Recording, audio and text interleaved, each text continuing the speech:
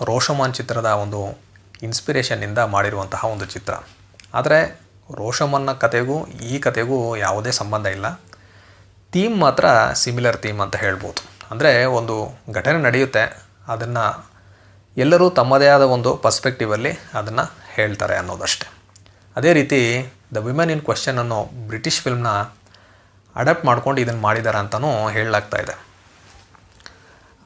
ಆದರೆ ಥೀಮ್ ಮಾತ್ರ ಸಿಮಿಲಾರಿಟಿ ಇದೆ ಅಂತ ಕೆಲವರು ಹೇಳ್ತಾರೆ. ಹೇಗೆ ನೋಡಿದ್ರು ಅಂದನಾಳ್ ಚಿತ್ರ ಏನಿದೆ ಅದು ಒಂದು path breaking, ground breaking movie ಅಂತ ಹೇಳ್ಬೋದು. ಅಂದನಾಳ್ ಚಿತ್ರ ಮೊದಲ ಬಾರಿಗೆ 1954 ಏಪ್ರಿಲ್ 13ನೇ ತಾರೀಕು ರಿಲೀಸ್ ಆಯಿತು. ರಿಲೀಸ್ ಆದಾಗ ಒಂದು ರೆಸ್ಪಾನ್ಸ್ ಏನಿತ್ತಲ್ಲ ಅದು ತುಂಬ ಪೂರ್ ರೆಸ್ಪಾನ್ಸ್ ಇತ್ತು. ಯಾಕಂದರೆ ಆ ಕಾಲಘಟ್ಟದಲ್ಲಿ ಬರ್ತಾಯಿದ್ದ ಚಿತ್ರಗಳೇ ಬೇರೆ ರೀತಿಯಾಗಿರ್ತಾ ಇತ್ತು. ಥಿಯೇಟ್ರಿಗೆ ಬಂದಂತಹ ಆಡಿಯನ್ಸ್ಗೆ ತುಂಬ ಡಿಸಪಾಯಿಂಟ್ಮೆಂಟ್ ಆಗುತ್ತೆ. ಯಾಕಂದರೆ ಫಸ್ಟ್ ಸೀನಲ್ಲೇ ಹೀರೋ ಶಿವಾಜಿ ಗಣೇಶನ್ ಸತ್ತೋಗ್ತಾರೆ. ಅದನ್ನು ನೋಡಿ ಆದಮೇಲೆ ಜನ ಎಲ್ಲ ಎದ್ದು ಹೊರಟೋಗ್ತಾ ಇದ್ರಂತೆ ಥಿಯೇಟ್ರಿಂದ.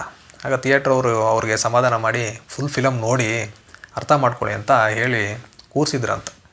ಆದರೂ ಆ ಫಿಲಮ್ ಹಿಟ್ ಆಗಲಿಲ್ಲ. ಆ ಸಂದರ್ಭದಲ್ಲಿ ಈ ಫಿಲಮ್ಗೆ ನ್ಯಾಷನಲ್ ಅವಾರ್ಡ್ ಬಂದು ಮತ್ತೆ ಫಿಲಮ್ನ ರಿಲೀಸ್ ಮಾಡಿದ್ರು. ಆಗ ಫಿಲಮ್ ಸಕ್ಸಸ್ ಆಯಿತು ಅಂತ ಹೇಳಲಾಗ್ತಾ ಇದೆ. ಈ ರೀತಿ ಹಲವಾರು ಚಾಲೆಂಜಸ್ಸು ಮತ್ತು ಏನೇನು ಒಂದು ರೂಲ್ಸ್ ಇತ್ತು ಆ ಟೈಮಲ್ಲಿ, ಒಂದು ಫಿಲ್ಮ್ ಮೇಕಿಂಗ್ ರೂಲ್ಸ್ ಇತ್ತು, ಅದನ್ನೆಲ್ಲ ಹೊಡೆದಾಕಿ ತಾನು ಒಂದು ಚಿತ್ರವನ್ನು ಹೇಗೆ ಮಾಡಬೇಕು ಅಂದ್ಕೊಂಡಿದ್ನೋ ಆ ರೀತಿ ಒಂದು ಚಿತ್ರವನ್ನು ಮಾಡಿದ್ದು ಅದರಲ್ಲಿ ಸಕ್ಸಸ್ ಆದವರು ಎಸ್ ಬಾಲಚಂದರ್ ಅವರು. ಈಗಲೂ ಕೂಡ ಅಂದನಾಳ್ ಚಿತ್ರ ಏನಿದೆ ಅದು ಈಗಿನ ಒಂದು ಜನ್ರೇಷನ್ವರೆಗೂ ಕೂಡ ಅಪೀಲ್ ಆಗುವಂತಹ ಒಂದು ಚಿತ್ರ.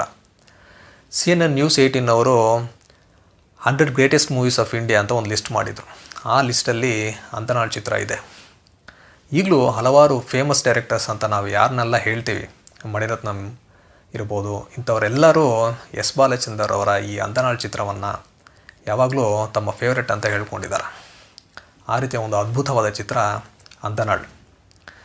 ಸೆಕೆಂಡ್ ಹಾಫಲ್ಲಿ ಚಿತ್ರ ಸ್ವಲ್ಪ ಸ್ಲೋ ಆಗುತ್ತೆ ಅನಿಸುತ್ತೆ. ಬಟ್ ಅದು ಏನಕ್ಕೆ ಸ್ಲೋ ಆಗುತ್ತಂದರೆ ಅಲ್ಲಿರೋ ಡೀಟೇಲ್ಸ್, ಯಾವುದೇ ಒಂದು ಸೀನ್ ಇದರೊಳಗೆ ವೇಸ್ಟ್ ಅಂತ ನಿಮಗೆ ಅನಿಸೋದೇ ಇಲ್ಲ. ಎಲ್ಲ ತುಂಬ ಲಾಜಿಕಲಾಗಿ ಅಲ್ಲಿ ಏನು ವಿಷಯಗಳು ನಡೀತಾ ಇದೆ ಅದನ್ನೆಲ್ಲ ಈ ಡಾಟ್ಸ್ನೆಲ್ಲ ಕನೆಕ್ಟ್ ಮಾಡಬೇಕು. ಅದಕ್ಕೆ ಎಲ್ಲ ರೀತಿಯ ಒಂದು ಲಾಜಿಕ್ ಮತ್ತು ಒಂದು ಸ್ಕ್ರೀನ್ ಪ್ಲೇ ಏನಿದೆ ಅದು ಹೆಲ್ಪ್ ಮಾಡಬೇಕು. ಆ ರೀತಿ ಮಾಡಿದಂತಹ ಅದ್ಭುತವಾದ ಚಿತ್ರ ಅಂದನಾಳ್. ಯಾವಾಗಾದರೂ ನಿಮಗೆ ಸಮಯ ಸಿಕ್ಕಿದ್ರೆ ಈ ಚಿತ್ರವನ್ನು ಒಮ್ಮೆ ನೋಡಿ. ನಮ್ಮ ಮುಂದಿನ ವಿಡಿಯೋಗಳಲ್ಲಿ ನಾವು ಇನ್ನೂ ಹಲವಾರು ಶ್ರೇಷ್ಠ ಚಿತ್ರಗಳ ಬಗ್ಗೆ ಮಾತಾಡೋಣ ಅಂತ ಹೇಳ್ತಾ ಈ ವಿಡಿಯೋನ ಮುಗಿಸ್ತಾ ಇದ್ದೀನಿ. ನಮಸ್ಕಾರ.